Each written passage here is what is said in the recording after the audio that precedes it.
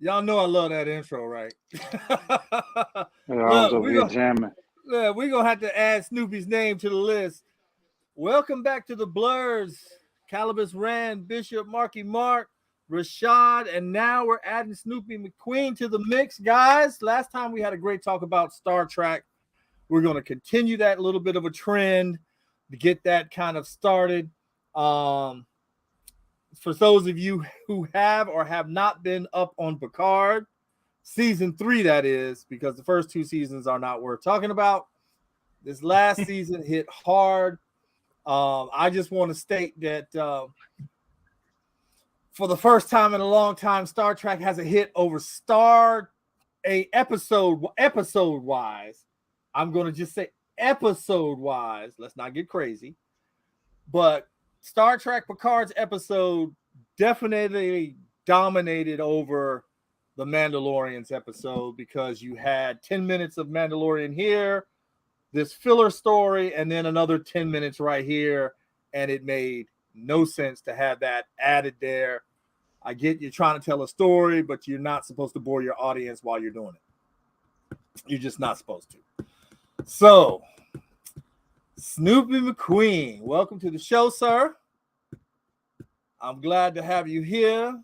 All right, Bishop, this is your realm. You are the master of the Trekdom. Okay.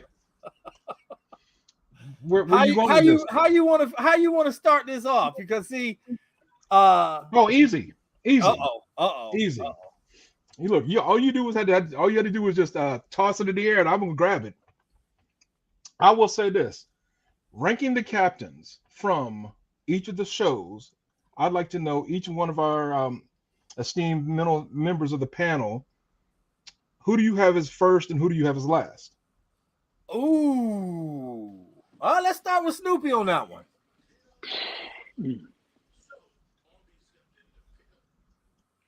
I let Rashad start with that. Oh, okay. I mean, you can always. I mean, the GOAT is Kirk, right? But I mean, you can always say Picard is like Kobe. You know what I'm saying? Like, if Kirk was Jordan, I would say Picard is Kobe Bryant. Nice. Third, I'm going to go with a man called Hawk, but that's just no. You know what? Scott Bakula was pretty good too, but his show didn't run as long. So I'm gonna give it to Hawk, man. I can't. Okay. His name escapes me right then and there. Cisco. Yeah, Cisco. Right. But I don't know. Janeway did some impressive stuff too, man. But my blackness is gonna say Cisco first. Third. Janeway fourth. Scott Bakula fifth, and I'm sure it's a few other captains that escaped me because, like I said, compared to y'all, I'm just a guy that likes Star Trek. You are a true Star Trek fan, so there are a few others that probably pull rank. Star Trek Beyond. What's the new show with Pike? Yeah, with Kirk's. Yeah, that guy. He's Pike. Damn. I might have to put him for. I don't know, dude. I'm gonna say Kirk. That's a tough one. He hit you with a tough one. All right. He hit you with a tough one, bro. You're right. It's Cisco, tough. Janeway, Pike, a few other ones. I mean, but that's why I would rank them at. Okay. Y'all got it next. All right. You ready, Snoop, or do I need to shuffle over to Marky Mark? I'm ready. Okay. Hit it. Believe it or not, I'm not a big fan of Discovery, but Michael Burnham is one heck of a captain. She got leadership skills. She can survival skills. I mean, she can fight. I would say Kirk, Cisco, and Michael Burnham, and it's a toss up between Janeway and Captain Archer. I just think. I mean, I'm not a big Discovery fan, but I do think Michael probably, if I was on a ship and I need to survive, I would have a lot more faith in her than I would Picard. That's just my opinion.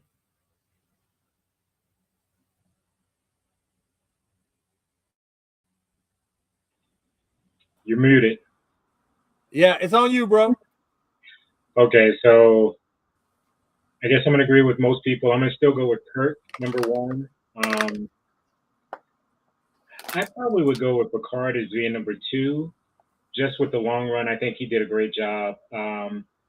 Michael Vernon is pretty good, so I may put her in third place.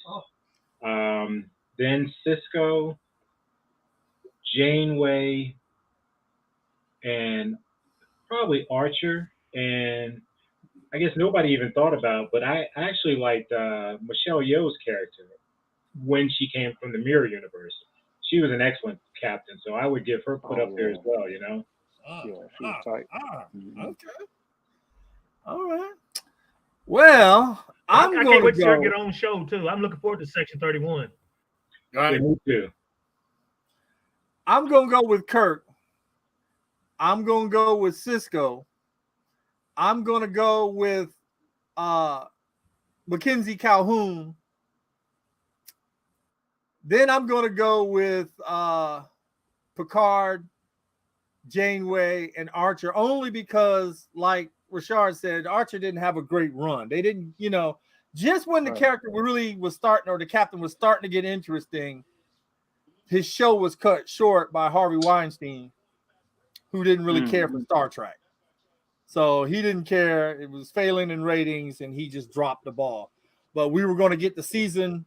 That next season was going to be the Romulan War, which would have, definitely would have skyrocketed him up easily into maybe that second or third slot among captains.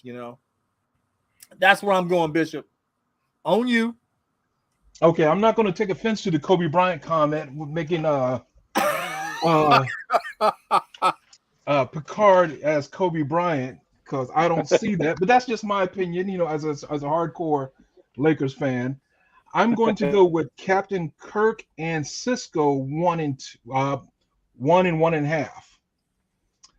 1 and 1.5. Please explain yourself. Well, see, because on a given day, now look, Kirk is the man. But I got to say, on a given day, Cisco is like right there. You know what I'm saying? And for those who have not watched Deep Space Nine and don't know the intricacies of who Captain Cisco is, once you sit and you watch his whole story arc from beginning to end, then you realize what Cisco is, what Cisco has done, and who he is. Like I said, on a given day, on a day to day, for me, he's right there with Kirk. He's a lot like Kirk, and he's got the ways of Picard. So he's a diplomat, and also he's the guy that's get down on the planet surface and he can kick butt. So he's there. Kirk and Cisco is my 1 and 2. Number 3 I would go with Picard. 4, I would go with Captain Lorca. So hold up. Picard is LeBron. I'm sorry. 1 and 2. 1 and 1.5 is Captain Kirk and Cisco. 2, I would go with Pike. 3, I would go with Picard. Right behind him, I would have Captain Lorca.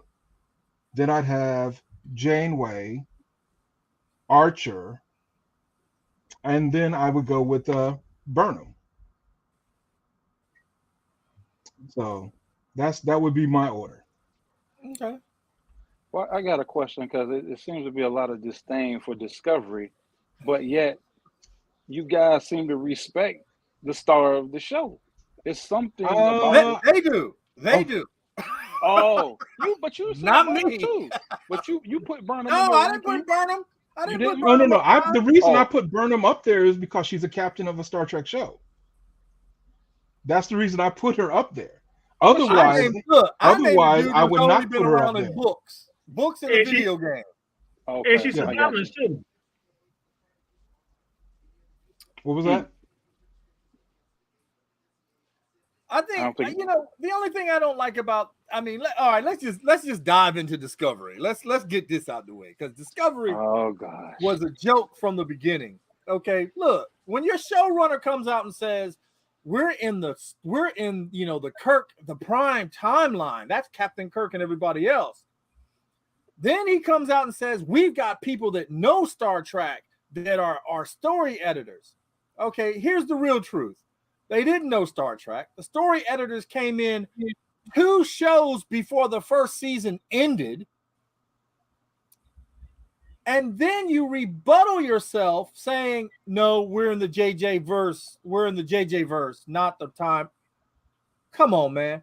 If you would have came out and said that from the beginning, I would have been on board with your ugly Klingons that you had to have this elaborate story for. Now, don't get me wrong. A lot of it is not their fault because they didn't have certain rights to characters. And what they had to do is they had to change it by 15 to 20% of it had to be changed. Is that because it was on CBS or something? Well, Viacom, CBS, they was it Viacom and they went. Say it again? CBS and Paramount. CBS and Paramount had Paramount to write the movie. CBS had the right to the television series. Right. Oh. So okay.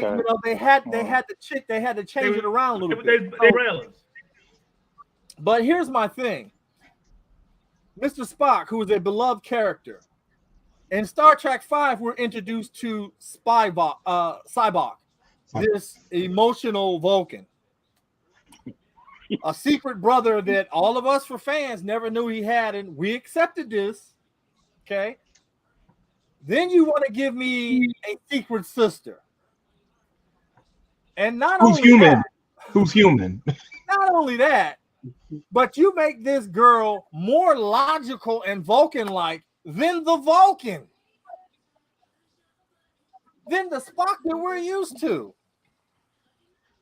Then she betrays her captain, gets thrown up, and locked up. She's locked up. And now that stuff like that don't happen. You get locked up and then you get freed, and now you the captain of a starship through all these circumstances. Dude, her character makes no sense. Certain sci-fi themes don't happen either. It's all fantasy though, bro. I get that, bro. I get that. But don't insult me with Star Trek logic, and then you want to go ahead and throw that all out the window because you got some new writers that are all in their feelings. Right. And want to give me, we've got the first non-binary character. I don't care about that. We've got this first gay. I don't care about your little gay kiss. I didn't care that Captain Kirk kissed Uhura. Years later, I find out this is one of the first interracial kisses on television. It didn't bother me because all I knew was he was Captain Kirk. He was going to drop panties on anybody he got his hands near because he's Captain Kirk. Yeah, because he done hit aliens. Look, Kirk, the green girl, right? Right, the green girl. Yeah, you go green. I don't know what you're doing with that. Kirk is just, he to me, every time he came back from planet, Bones was like, do you want to get that STD test right now? Come on back here. Let's check you out before you go to, what I mean? It was Kirk. But now it seems like the identity politics and the real world politics, which we try to escape from through television. And even though Star Trek did that type of commentary, they're trying to smack you on the head with it. Star Trek never did that. They tricked you into this storyline, and then you started going, man, that's kind of like so-and-so. Oh, man, that's pretty cool. It was a light touch. This one is beating you over the head with it. Every show now, they all come out with, this is the first non-binary this is a transgender that. I don't care. But that seems to be the wave in all of entertainment. Everybody wants to stake their flag in. They want to stake their flag in that this is first, this is that. We are open and accepting of everybody. So I think that's a part of today's culture more so. And it's affecting the quality of entertainment because like I told you before on other subjects, when it's forced, some things are a home run, but most of it is whack. and we're just accepting it because we don't want to be the ones to poo-poo on Captain Marvel, you know, because we all know they just really supported that because Brie Larson is a strong feminist. It wasn't because it was the best Marvel movie or all of that, you know. But, you know, I don't even want to change the subject to Marvel. I'm just saying that seems to be something that's popular amongst even music, you know, anything nowadays. So, you know, I'm not going to knock that too much. You know, it's just hard. It's hard to really get a good storyline developed. I started watching foreign films. I'm watching this the boss or the king of South Africa, and they got these South Africans, and you know they drug lords, but they got this demon thing with them and all this other stuff. And dude, you know the similarities, because they break down into like slang and then they go off into something else, but it's just refreshing to see the women's have lead roles. No one's overbearing. No one, you know what I'm saying? It's an equal give and take, and they're not trying to push any agendas. It's just a story. Now, no, not all the stories are great. Okay. But it's a lot better than what we're getting today, where they shove it in your face and try to make it the norm. And then, of course, if you go against the norm, you're a homophobe. You're was it a right wing conservative? You know what I mean? You know, and it's just crazy. I'm like, no, I just know what I like, and I know that ain't it because you crushed other stars or other heroes in this story to get your hero or your story out here. Strange New Worlds, it was great. I loved it. I didn't like the security chief. First of all, you made her a descendant of Khan, which is just utterly stupid. Because of the eugenics war, they would never, never, you know what I mean? You have this character, and then she's just start, mouthing off to the captain. Well, we're gonna. All of them. There ain't no one in the world. Mouths off to the captain, so yeah, none of them respect him at all. So that's just the way that runs. I don't like that. As a captain, I love the way Picard was with his people. The end where he sits down and plays poker and says, "I should have did this a long time ago." Maybe, yeah, I agree. They had that respect. You had to keep that space. You had to keep that, because Kirk didn't play that. Period. When people started talking out of line, he goes, "Well, I'll let you all know when this becomes a democracy, gentlemen." You know what I mean? Yeah. We cut that off quick. Yeah, you fading in and out, Snoop. But the problem is Captain Pike. He has like dinner with the crew. So what's her? Yeah, I'm saying Captain Pike problem is he'd have too much dinner. He hang out with him too much, and that's why they lose their respect for him. Hey, I got one more thing to say. Go ahead. So Alec Kirsten and Ika Goldman says that Discovery's in the Prime universe. That's what they claim is the Prime universe. Yeah, they changed it. They're not in the Prime universe. Why the Klingons look different in this? Yeah, he changed it and said now they're back in the JJ universe. The Klingons address that issue. Yeah, the Klingons are a part of an ancient house that follow the Klingon rules, and they're like the Mandalorians. They're like this set that sets off to the side of the Klingons that want to bring back the old ways.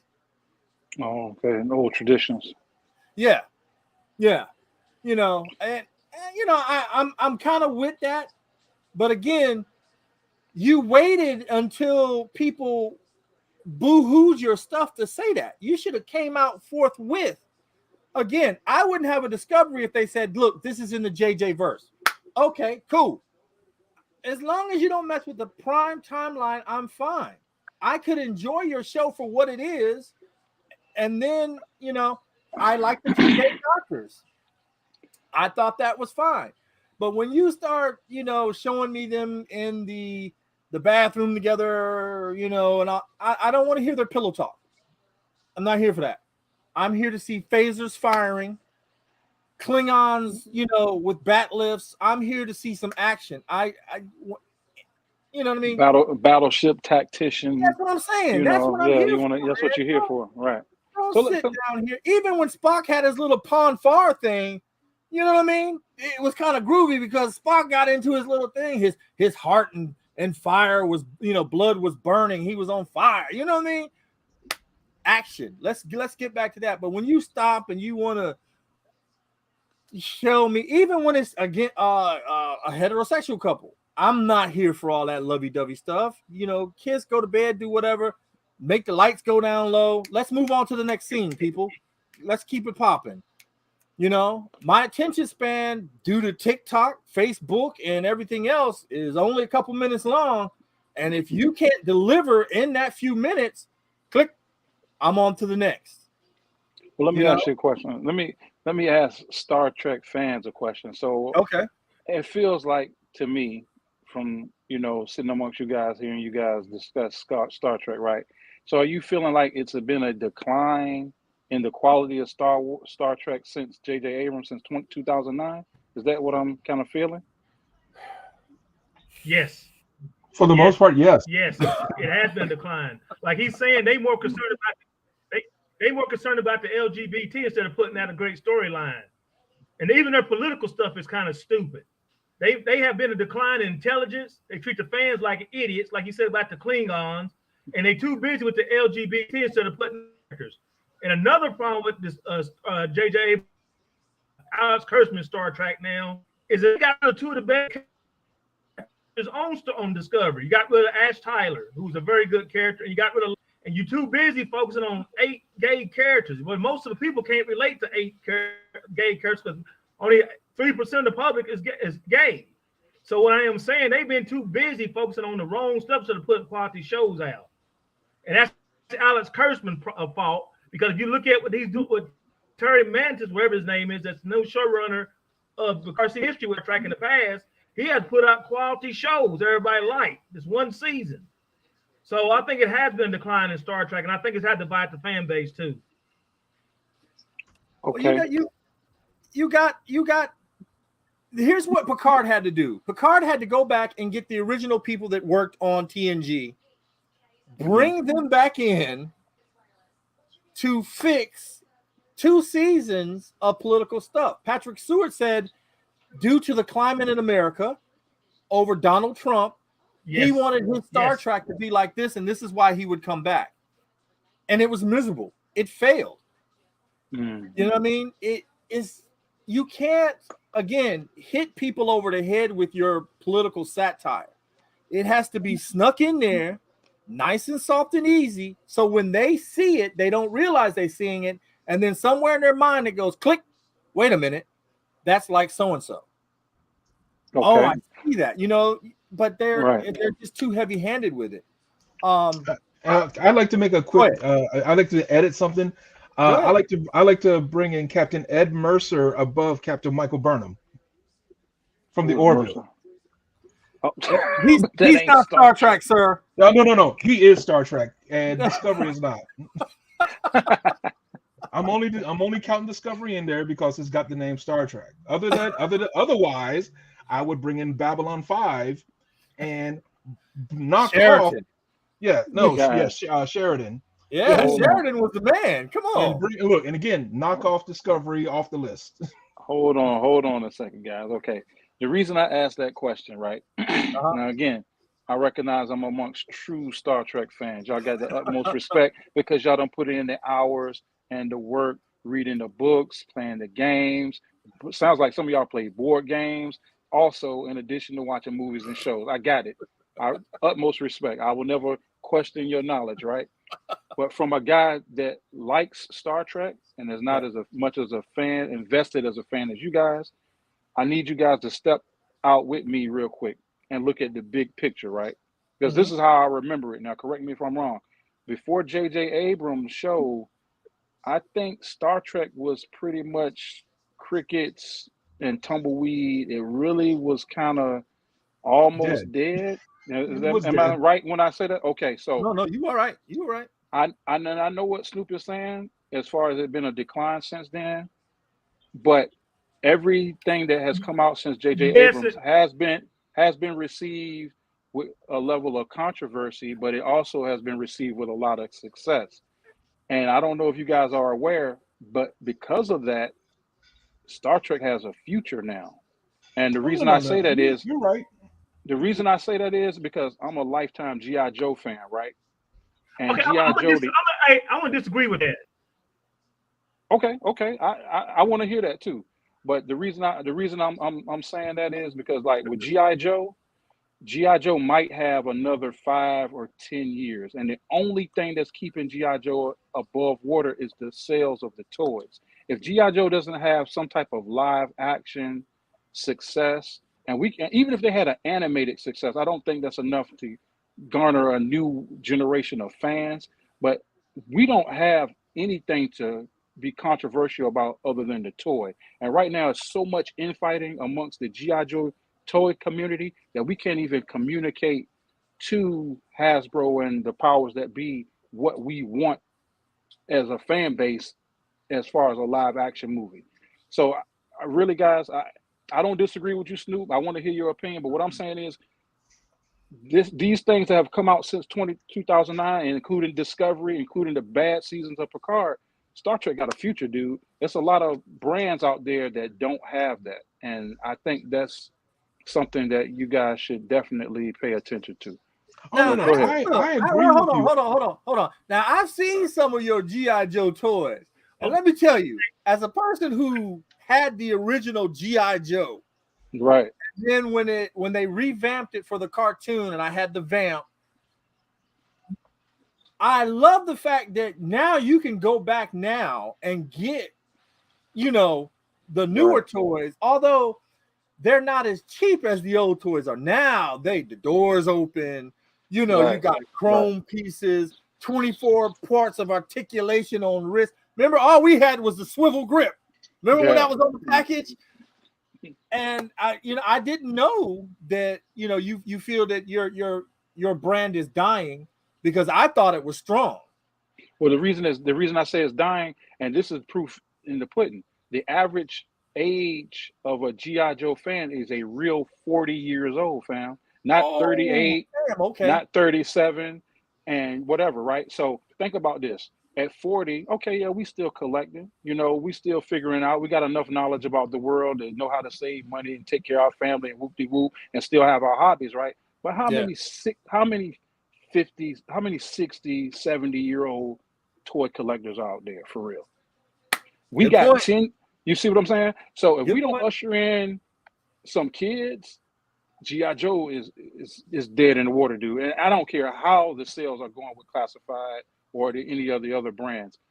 It's doomed. We have to figure it out. And what I'm saying, it was with Star Trek. Okay, yeah, they're forcing a lot of things in the media, like Snoopy was saying.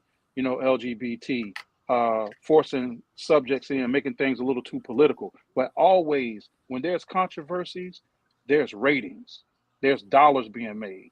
We might True. not agree with it as a fan because it's kind of not what we're accustomed to, but at least it opens the door for that hit that could take place when you most unexpectedly can see it, like a Rogue One. Nobody saw Rogue One coming, bro. You know what I'm saying? Nobody saw the Mandalorian. Think about the visceral backlash in Star Wars that took place after those 3 trilogies came out. Star Wars was doomed, dude. If Mandalorian, that Mandalorian single-handedly Yeah. saved Star Wars. You see what Yeah, I'm it saying? did. It did. Star Trek, you had only one moment like that, which is controversial. 2009 J.J. Abrams movie came out, dude. I'm in here geeking like, damn. I ain't, No, we they loved got it. the I old. love the first movie. I love the I first movie. I like them all because I like the way that even though it was a different timeline, I think they spun off on a timeline too, right? Yeah. Yeah. Even though it was a different timeline, they mastered the artistry of imitating the characters somewhat, but they didn't. They had their own spin. Like the guy that played Bone, Carl Urban played Bones. Yeah, he talked like Bones, but he was still Carl Urban. Yeah. He was able to give it his own spin. So, dude, man, Zachary Quinto is Spock. Come on, man. He got to actually act across from Spock, which was Yeah. like a torch bearing moment. That was a Yeah. beautiful moment. Think Yeah, it about that. was. You guys had that moment that ushered in a whole future of Star Trek. It Good or did. Yeah. bad, you got it. G.I. Joe's not gonna have that. Go ahead, Yeah. Snoopy. I see you shaking your head, man. I got to hear what you got to say, dog. And you got that Can I say Pittsburgh jersey something? on. That's what I'm talking about. Here's the problem. You say Okay. go Steelers, go Steelers. Okay, here's the problem. The problem is you said Star Trek was dead in 2002. Well, I blame Rick Berman for that because he put out crappy movies. After First Contact was a great movie, he came back with Star Trek Insurrection. That movie was god awful. Almost had tears in my eyes when I left the theater. Then he came out with Nemesis. So I think he hurt Star Trek. Well, now Nemesis killed the franchise. Movie wasn't, but beyond failures. So they did not really do much for Star Trek. It actually fell in the box office. That's why I don't say that because it was a bad thing to movie before it really franchise. What I am saying, J.J. Abrams then was lazy. They came out with something.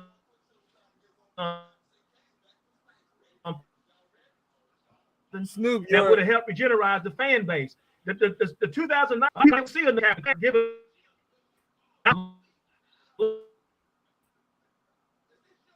Yeah, we having some audio difficulties. They don't really love saying. Fans started complaining about it's the. Go ahead.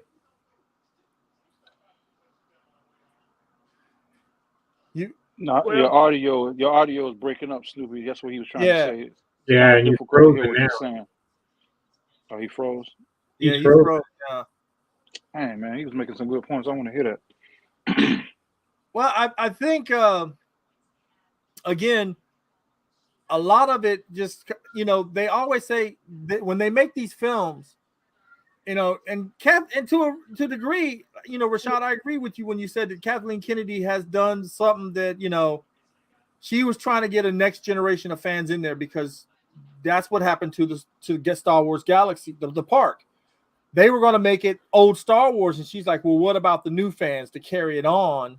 Right. Because you want a bunch of 50 and 60 year olds who are eventually going to stop buying your product versus the 20, the 15 to say 20 something year olds where you have another 40 years of generated income.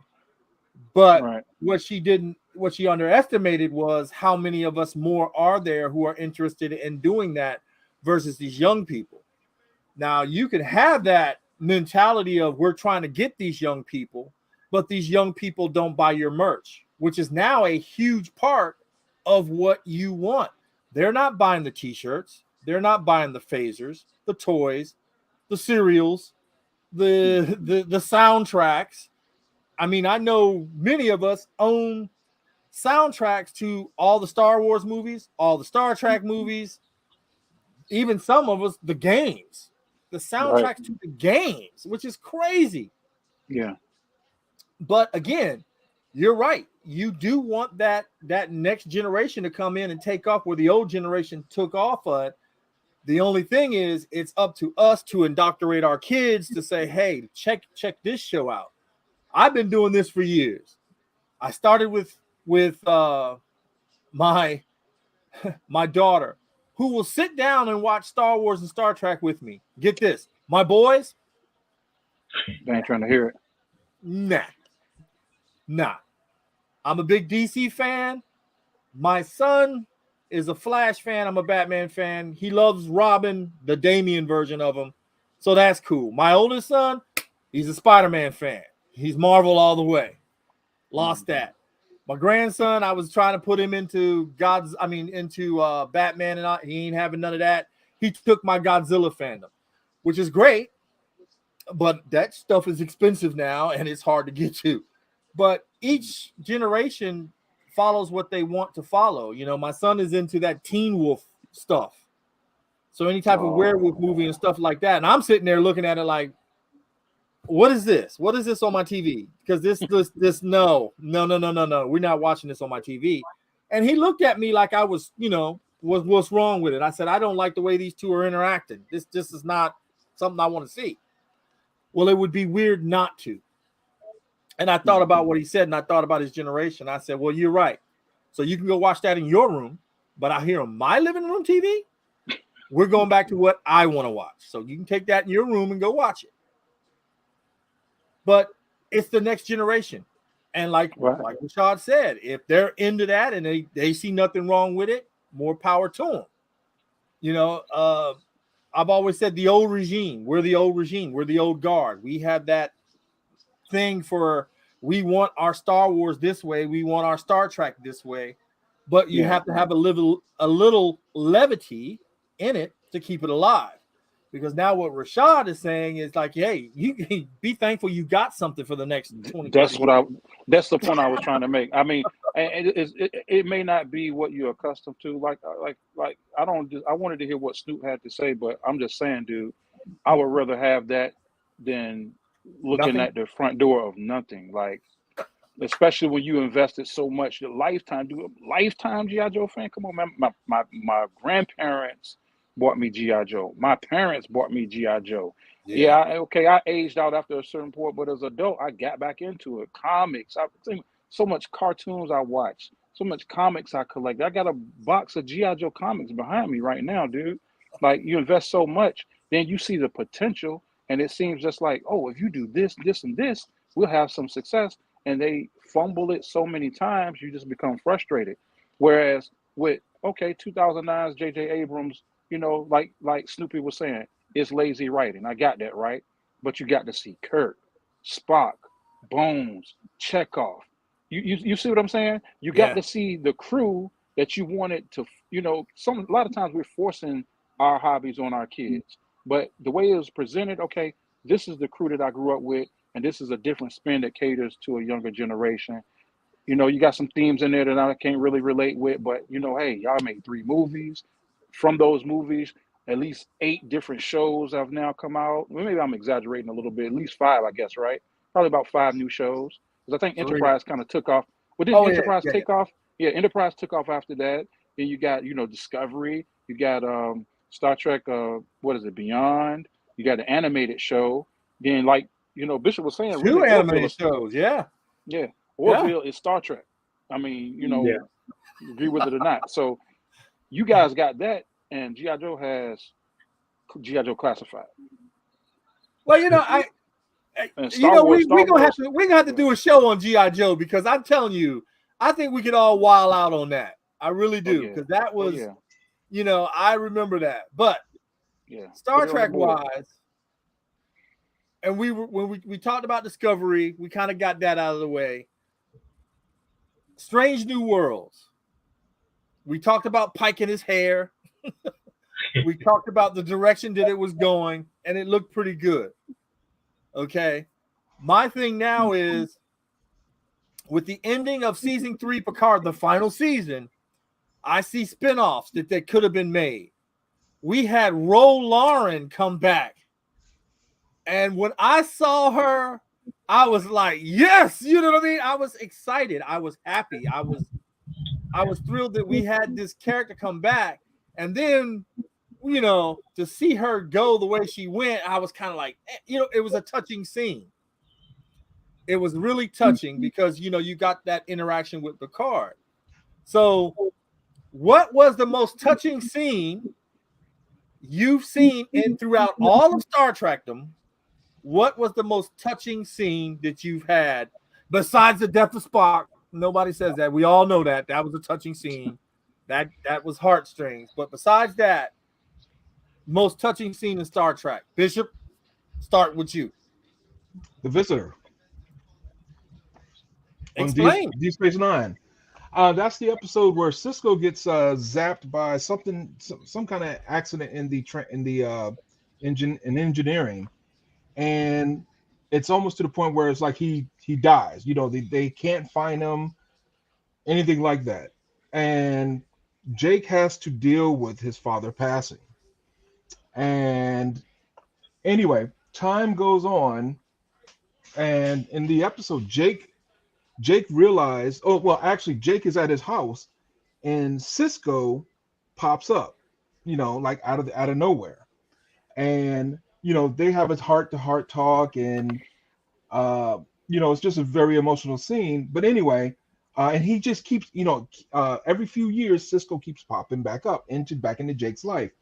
And Jake sits there and he's like, he stops his, what he was, uh, what his role in life was. He was going to be a writer. He stops that, goes back to school, studies all kind of engineering to save his father. And when his father finally shows back up again, and Jake is old now, and Cisco's looking at him, and he's like, Jake, you're younger than, you're older than me now, blah blah blah blah blah. And Cisco and Jake's like, Dad, he's like, he said, I've done it. And he's like, what did you do? He said, I found a way to bring you home. And he's like, well, how do you know how you do it? He's like, well, when I die, you'll be brought back. And Cisco has to sit there and watch his son die. But it actually, it actually doesn't happen that way because, it's Star Trek. But just that scene and just that episode alone where, Jake sits there and he, if you watch Deep Space Nine, you see the dynamic between father and son, and you sit there and see how much love Jake has that he was willing to kill himself to save his father because he knows, he needs his father, and he knows the universe needs him. Like I said, to me, that's one of the most touching episodes of Star Trek. Okay. Marky Mark. It's a good look. It's a great Father's Day episode if you ever watch it. All right, Bishop. My wife actually agrees with you on that. She says that's a great episode. So, as she already typed. So yeah, she loved that episode. I'm probably gonna go. I like the episode on Strange New World where the doctor's daughter was stuck in the transporter because she had that disease that he couldn't cure, so they could never reset the transporter, so she would actually die. And then for him to actually have to let her go, where she became, I guess I forgot what species took her, but she actually got to grow up and then come back. So that was my favorite episode of that. Um, can't think of anything else because you say we can't use Spock, so it's probably one of my best episodes of that one. All right. All right, Rashad. I might have two. Okay. In the 2009 Abrams movie, after Spock loses his mother, it's a scene where him and Uhura are there in the elevator, and Spock is trying to carry it like it's business as usual, and she knows he is extremely upset and defeated, and just as not as a peer or a shipmate, but as his woman, she attempted to comfort him, and I thought that was a very, there's no sci-fi involved in that. That's just natural human emotion that would take place in any era of humankind. Whether it was, back in 1300 something, or whether it's the future. I thought that was a awesome moment. And then there is when Kirk has to use ingenuity when he is transported in light speed from the planet, and he has to expose Spock as being compromised so that he can take the bridge back. I thought that was like, yo, that was, Spock almost killed him. It's like, because you think Vulcans are Trump tight, man. You can never beat them in spades, chess, or any board game or philosophy debate or anything. But it just showed the dynamic of Kirk, how many layers there are and how smart he is. I thought that was cool. There are a few more, but I don't think any kind of equal up to that for me. But again, I haven't seen it. I haven't seen as many episodes as you guys, so Yeah, but no, those are good ones. Snoop, what you got for us?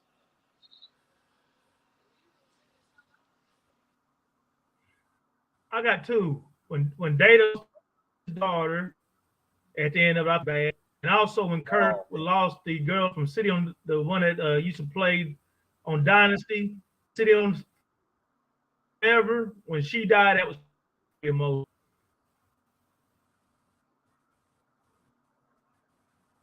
Yeah.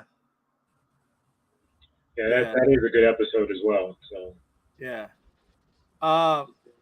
without, because I we all know that touching Spock Kirk scene, that was definitely something that was, touching. But I love the one with Edith Keeler, where Kirk has to, let her die, and he grabs Bones from running in the street to grab her. He's like, "Do you know what you've done?" And you hear Spock, "He knows, Doctor. He Yeah. knows." You That know what was I mean? that was the one That was Snoopy was a just tight talking one about. right there. You know what I mean? Yeah, that's the one When Snoopy he- was just talking about. that's the one he Yeah. was talking about. Yeah. So I love Is that that one. from a And, movie? Is that from a movie or a The TV no, original that's show? from the TV original show. show. The original show. Oh, Season okay. one. Yeah. Okay. Yeah. And my other one is watching the Enterprise and Kirk saying, "Oh my God, Bones, what have I done?" And you see the Enterprise come through there. That was the Yes. first time, he lost her. I mean, she's been crippled and, battered, but never, the Enterprise never Oh went yeah, I down like remember that. that. Out of the Totally destroyed. 13 ships that went out to explore space, the Enterprise was the only one, Constitution class, to come back and then be refitted. She was the only one that made it. And to watch it go down on the planet Genesis was a sad moment. I see you got Yeah. you got something, Bishop. I see you getting up. You got Oh well, I something. was going to say probably one of the most emotional moments I would say in Star Trek. Again, since I consider the Orville Oh, is the one with the one about the Mocklin daughter. Where she was born a female, and they have to, because of their custom, they're all male society. uh-huh. They have to perform this transgender assignment surgery on this little baby. And if you watch season 3, they just wrapped it up where she is a young she is this little boy, and she's asking the commander, I feel there's something not right about me. I can't figure it out, but there's something wrong. And she ends up having to tell her that she was born a female, and Her that dad gave her the thing so she could see it too, though. yeah, think- exactly. I was gonna bring that episode up as well because I thought that was fantastic. Oh my God, man, that almost had me Well, in but tears. that's the difference between what we're getting from Star Trek and what Somebody else is doing McFarlane is doing. Yeah. right. This guy is knocking it out of the park with real stories that don't hit you over the head with it. And you can't tell me it can't be done. You can't, because this guy writes Family Guy, for God's Right. sakes. And American Dad. Family Guy. This guy writes that, but he takes a star, and he was in Star Trek. He was on Enterprise as an engineering officer. And Seth MacFarlane, he takes the Orville, and believe me, season 3 just gets raw and real. They stop trying to do it has some funny moments in it, but they just kind of make it more of a dramatic thing. And they cut the humor in there. The female characters are bold. They're not pushy. They can hold their own. You know what I mean? And I love it. And that story was just one of 4 or 5 that didn't beat you over the head with identity politics. I mean, the captain had sex with another man, and it didn't phase anybody because of the guy with the hormones. Remember? Yeah, because he was shooting out the He stuff. was shooting out his hormones and stuff, and he was like Captain Kirk. He's having sex with everybody. Yeah. And it just didn't hit you Wow. over the head. You know what I mean? It was so crazy that you're just sitting here going, they all can't help themselves. And then they hit you with the bombshell at the end of it. Was it the hormones that made you cheat on me, or was it just you? Mm-hmm. And yet, that left you thinking. Again, great storytelling without hitting you over the head with agendas. And look, and the thing And I loved about it was, again, this is Star Trek, and here I am. I'm a grown 52-year-old man. I'm sitting here looking around, dabbing my eyes because the stories are so damn good, and I'm like, why can't Trek do this? Yeah, that's what we said when I watched that one too. Or even the I mean, episode They have like I said, they have two male characters. They're from a race called Mocklins, and it's an all male society, and they procreate and everything. And when you sit there and you watch the characters interact and this, that, and the other, you like, I'm not offended by this. I'm my dandruff is not up in a, I'm not angry. I don't feel like this is woke because the characters are written so well and it's acted well and the stories are so damn good. It was built into the foundation, so it was natural. Yeah. Right. So when you're watching this, you're just like, oh, hey, it is what it is. Another person on the ship, it's another family just sitting on the ship. Nothing else. And that's the way Trek it should be. Yeah. That was an episode of Next Generation similar to that, where some hormones had the entire crew knowing each other. I think that was the very first episode of Next Generation. It was one of the first ones because Data did Yar, remember?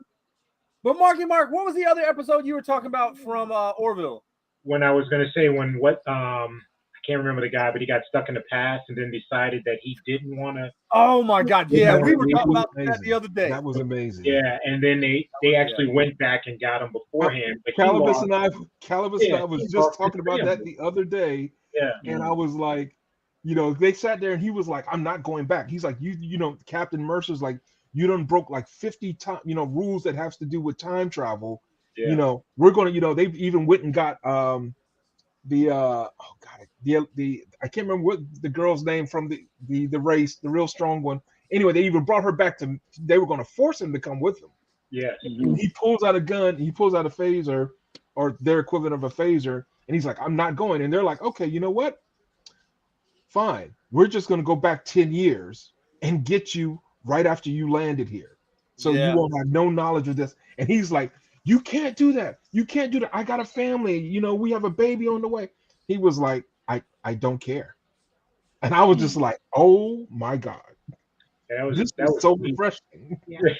That was a deep episode right there. Man, that episode was amazing. What series and episode is that?